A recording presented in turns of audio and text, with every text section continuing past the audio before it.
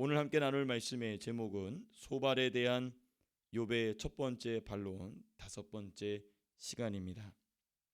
부제목으로는 인간의 영속성이라는 제목으로 부제목을 함께 따라서 오늘 본문 말씀을 살펴보고자 합니다. 인간은 영속적인 존재입니다.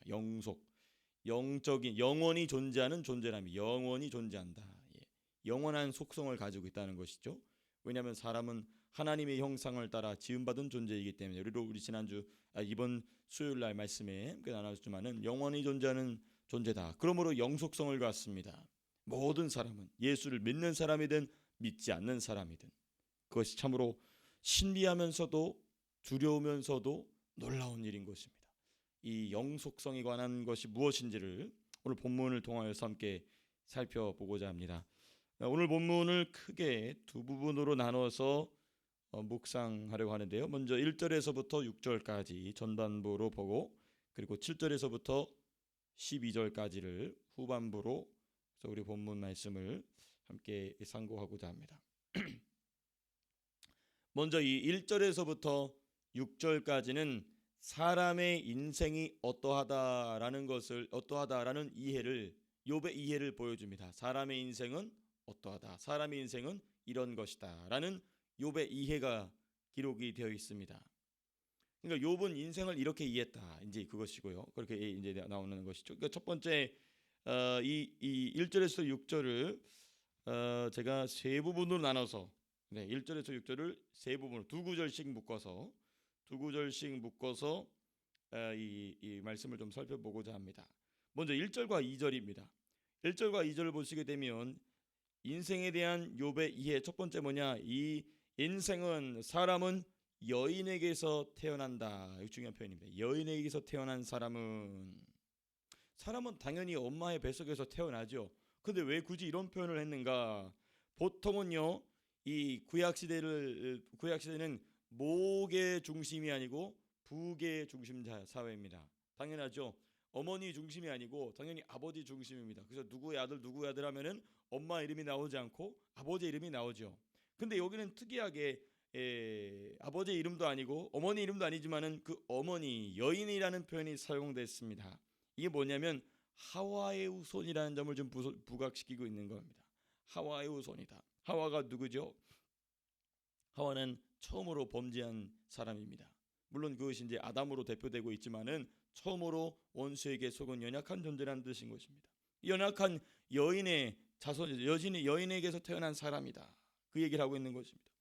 동시에 여기 중요한 아주 이중적 표현이 있는 것입니다.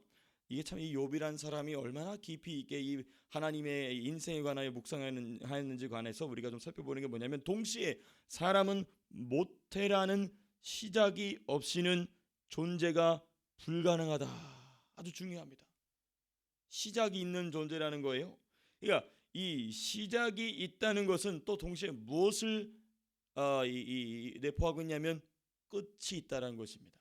그러니까 여인의 태에서 태어났다는 것은 연약한 범죄한 하와의 후손이면서 동시에 그 태가 시작이라는 거예요. 그 어머니의 뱃속이 시작점이고 그 시작이 있다는 것은 무엇이다? 끝이 있음을. 그러므로 이 욥은 벌써 이 첫 구절부터 뭔 얘기를 하고 있냐면 인간의 탄생과 인간의 존재는 유한하다. 지금 이 욥은 의도적으로 인간의 인생의 유한성에 초점을 맞춰서 인생을 이해하고 있음을 우리가 첫 구절부터 바라보게 됩니다. 아주 이 관점이 중요합니다. 이 관점이 옳아서가 아니라 옳지 않아서 중요합니다. 왜 욥은 이런 관점을 가지게 되었는가? 이제 이것 때문에 이제 우리가 좀 중요하게 생각하고자 하는 것인데요. 1절에서 2절 보면은 이제 1절과 2절에 걸쳐 있죠. 그렇게 여인에게서 태어난 사람은 생애가 짧고 걱정이 가득하며 꽃과 같이 시들고 그림자같이 지나가 버린다라고 나와 있어요. 그렇죠? 생애가 짧고 걱정이 가득하고 꽃처럼 시들고 그림자처럼 머물지 못하고 지나가 버린다. 이게 이제 모태에서 시작된 인생이 어떻게 흘러가는가를 보다도 구체적으로 묘사한 표현들입니다. 그렇죠. 아까 제가 말씀드렸던 것처럼 어머니의 뱃속에서 엄마의 여인의 뱃속에서 태어난 사람은 거기부터가 시작이고 그리고 언젠가는 끝난다는 것을 참 이 문학적인 표현으로, 비유적인 표현으로 생애가 짧고 걱정이 가득하고 꽃이 시들같이 그림자가 사라짐같이 사라져가 버린다. 자, 이 인생에 대한 지금 욥의 이해는요, 무엇을 기준으로 하고 있냐면 육신을 기준으로 하고 있습니다. 이 부분이 핵심입니다. 육신을 기준으로 인생에 대한 이해를 하고 있기 때문에 전부 유한성에, 이 사람의 유한성에 집중하고 있습니다. 영속성이 아닌 유한성에, 제한성에 집중하고 있습니다.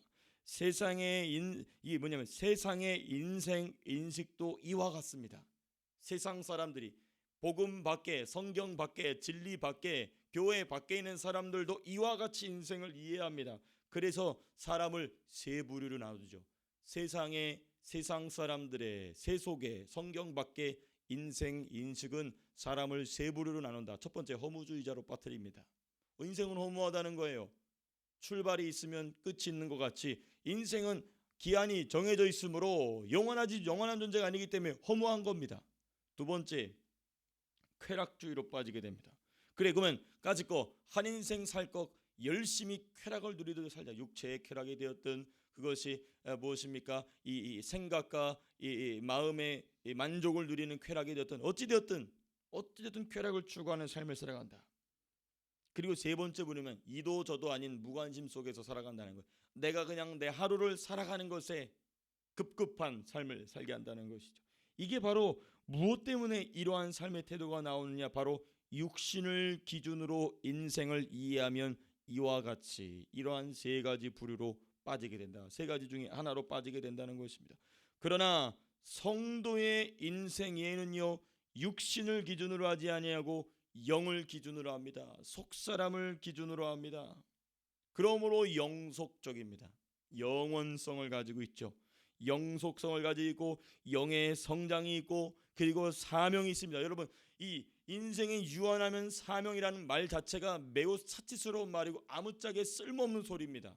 인생의 유한하면 사명이라는 것이 무엇이 필요하겠습니까? 그런데 우리에게 있어서 사명이 값진 것은 무엇이냐? 우리의 인생이 유한하지 않고 영원하기 때문에 값진 것입니다. 왜? 사명을 통하여서 내 인생을 투자함으로 내가 영원을 얻는 것이거든요. 영원에서의 값진 삶을 얻는 것이거든요. 비록 육신 겉사람은 낡아지지만 날마다 영은 새로워짐으로 그러므로 우리 성도의 인생은 나빠질 수가 없는 것입니다. 나빠질 수가 없고 좋아질 수밖에 없는 것이 우리 성도의 인생인 것입니다. 우리가 사람이 육신이 후패해진다. 우리가 제가 나중에 이제 맨 마지막에 말씀을 살펴보겠지만은 우리 육신을 보면은 소망이 없죠. 당연합니다. 육신을 보지 않고 우리는 뭘 보냐면 내 안에서 자라나고 있는 하나님이 가장 거의 유일하게 관심을 가지고 계신 영이 날마다 맑아지고 날마다 영이 강건해지고 날마다 영이 성장하는 것 때문에 우리 성도들은 늘 항상 좋을 수밖에 없다. 이것이 우리 예수 믿는 사람의 인생관이다. 그러므로 우리가 1절 2절에 소결론을 짓는다면 원수의 거짓에 속지 말자. 인간의 유한성에 우리의 눈을 탁 박아놓게 만드는 원수의 거짓에 속지 말자. 자, 두 번째입니다. 인생에 관한 욥의 이해 두 번째 3절 4절 보시면 3절 4절 보시면 이런 표현이 있습니다. 주께서 눈여겨보시나이까? 나를 주 앞으로 이끌어서 재판하시나이까? 4절 보시면 누가 깨끗한 것을 더러운 것 가운데서 낼 수 있으리까? 하나도 없나이다.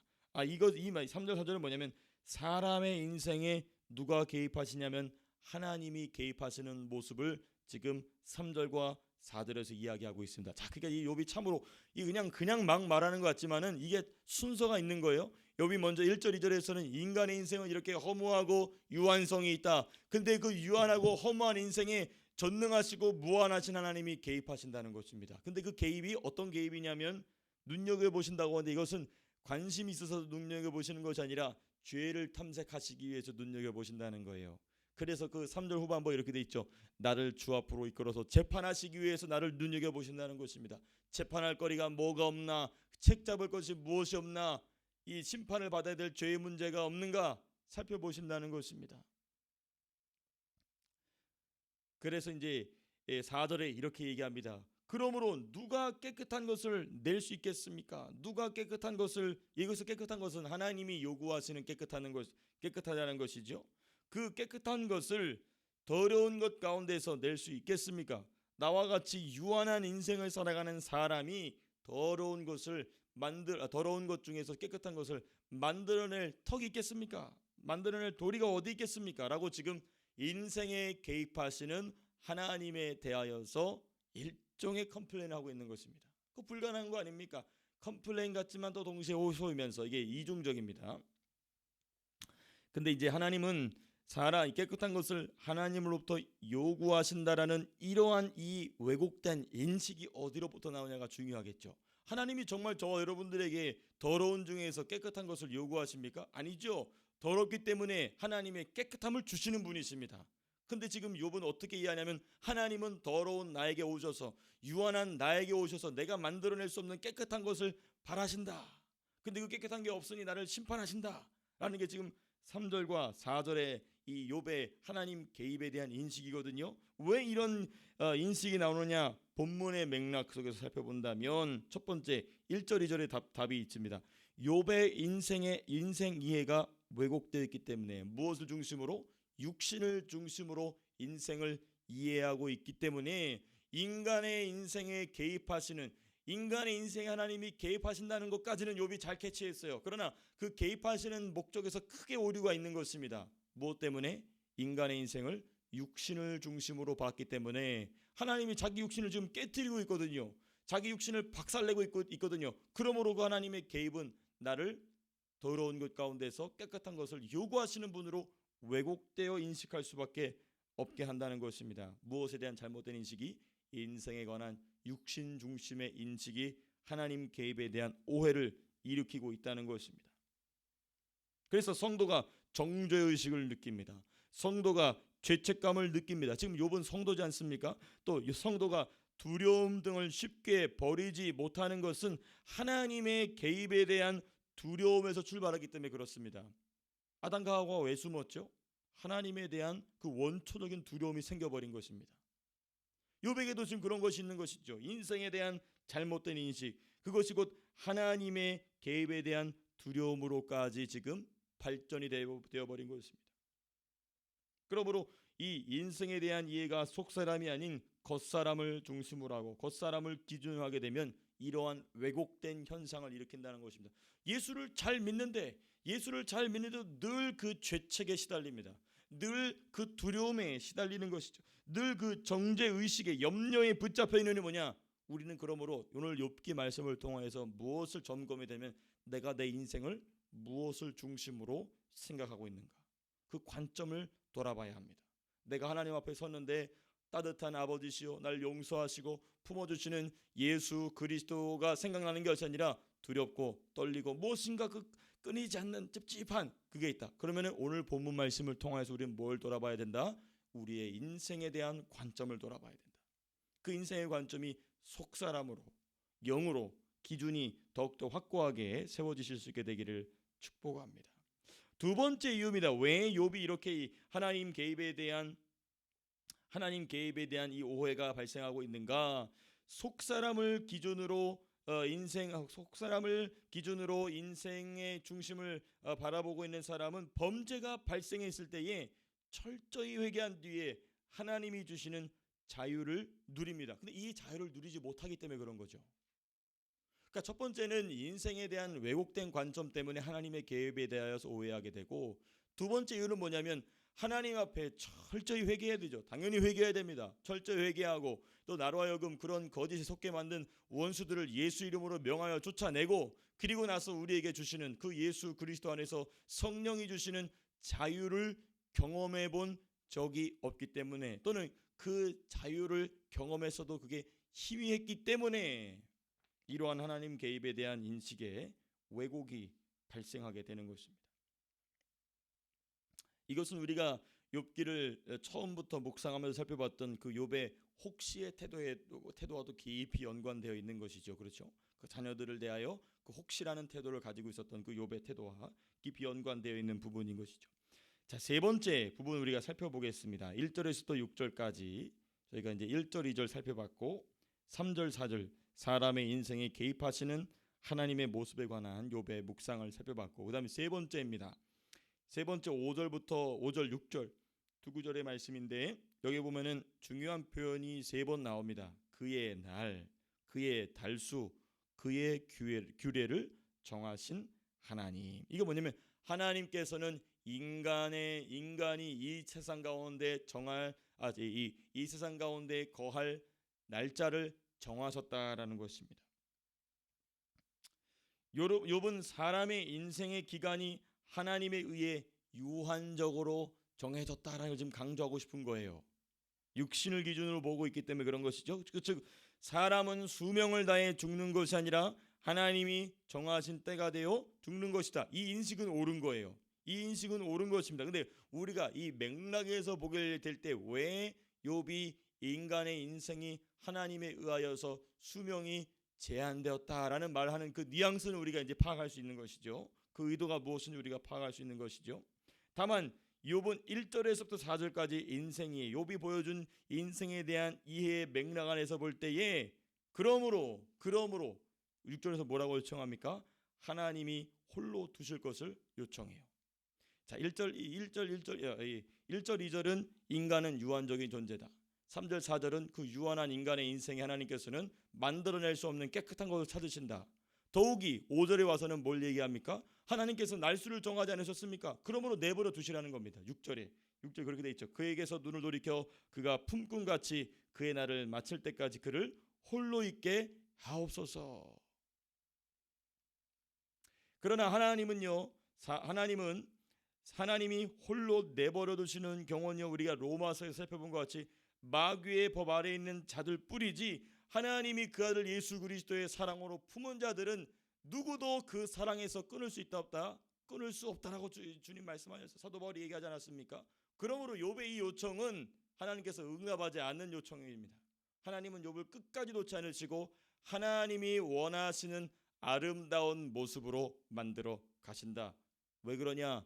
인간의 육신의 수명은 정해놓으셨으나 하나님은 인간의 영의 수명은 정해놓지 않으셨어요. 왜 그렇죠? 영원히 존재하기 때문에. 그 영원히 존재해야 될 욥의 영의 모습, 속사람의 모습을 위하여 하나님은 지금 욥의 겉사람을 박살내고 있는 중이다. 이것은 이제 욥이 이해해야 될, 욥이 배워야 될 부분인 것이죠. 자, 그리고 나서 이제 오늘 본문의 큰 두 번째 부분이 이제 7절에서부터 12절입니다. 이렇게 하나님께 자기 인생에 대한, 하나님께 지금 말씀드리면서 하나님께 말씀을 드림으로 인생에 대한 자기 이해를 1절부터 6절까지 쭉 이야기합니다. 그리고 7절부터는 독백을 해요. 독백. 자기 스스로 독백을 합니다. 네, 독백에 담긴 욥의 인생의 이해. 그러니까 이 두 부분이 전부 욥이 인생은 무엇이다라고 어떻게 이해하고 있는지를 고난 중에 밝힌 거예요. 그래서 첫 번째 형식은 하나님께 말씀을 드림으로써고, 두 번째 이 7절에서 12절까지는 독백이 스스로 혼자 얘기하면 혼잣말로서 보여지고 있는 이 욥의 인생 이해입니다. 여기는 이제 여기도 크게 제가 세 부분을 나눠 좀 보려고 하는데, 일단 먼저 7절에서부터 9절 보시게 되면 나무의 일생을 쭉 살펴봐서 얘기합니다. 나무는 희망이 있나니. 자, 이제 쭉 제가 이 내용만 일단 먼저 짚어서 말씀드리면, 7절은 다시 음이 나고 연한 가지가 끊이지 아니하는 나무에 대한 얘기를 해요.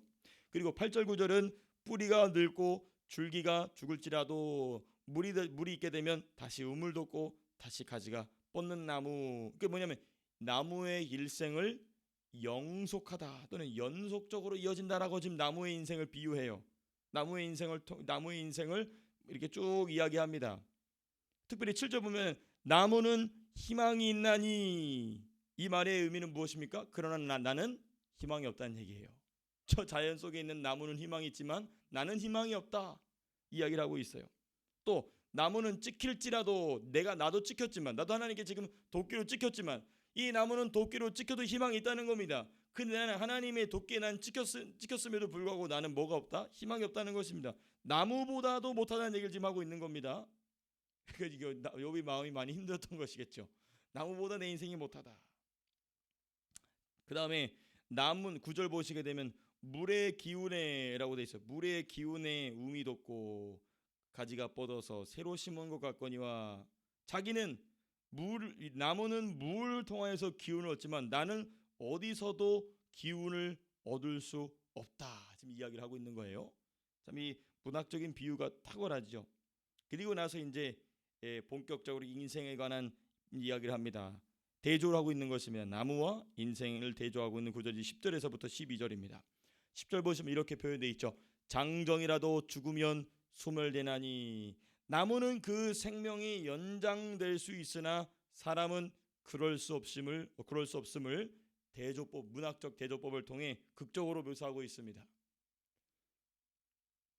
이게 지금 욥의 인생 이해인데요. 자, 근데 우리가 이 욥의 독백을 오늘 말씀을 이제 맺으면서 욥의 독백을 살펴보면 인생이 자연 세계의 한 그루 나무보다도 못하게 묘사가 되어 있어요. 그렇지 않습니까? 인생이 한 그루 나무보다도 못하다. 이게 뭐냐면 허무주의적인 태도예요.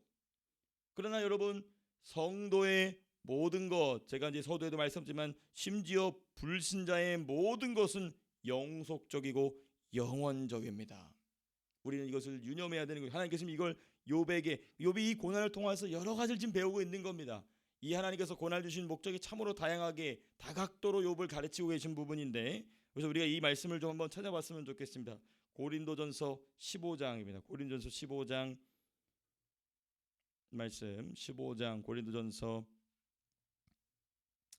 15장 42절에서부터 44절까지의 말씀, 이 말씀 한번 읽고 오늘 말씀을 함께 말씀 나누는 것을 마치고자 하는데요.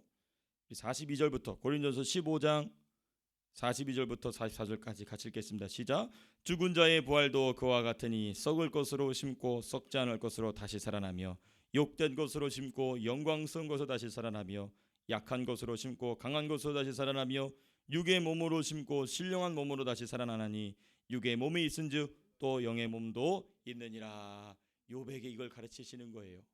그 지금 고난을 통하여서 박살나고 있는 그 육신, 그 고난의 시기를 통하여서 욥은 뭘 얻냐면 영생을 얻는 것입니다. 영생에서의 것을 얻게 하신다는 것입니다. 근데 하나님께서는 영생의 것만 아니라 영생을 얻기 전에 이 육신의 때에서도 욥에게 하나님께서 뭘 주시냐면 보상을 주시는 분. 그만큼 하나님은 넉넉한 분이시다. 그러므로 우리는 욥이 만난 고난을 만날 필요 없이 우리는 미리부터 욥에 대한 말씀을 통하여서 하나님은 욥이 간 길을 갈 필요 없도록 우리에게 빠른 길을 제시해 주고 계신 거거든요. 이게 바로 약도입니다. 약도. 그러므로 저와 여러분들은 욥과 같이 고난의 길로 들어가지 아니하고 하나님이 저와 여러분들에게 기대하시는 썩을 것으로 심고 역썩지 아니할 것으로 거두는, 육의 몸으로 심고 영의 몸으로 거두는 그러한 삶의 모습, 그게 바로 오늘 제가 함께 기도했던 천국을 바라보는 자세입니다. 천국을 바라보는 자세, 이 자세가, 이 눈이, 이러한 태도가 저 여러분들 안에서 성령께서 날마다 생명수와 같이 이 샘솟는 물과 같이 항상 솟아나게 해주시기를 주님의 이름으로 축원하고 기도합니다.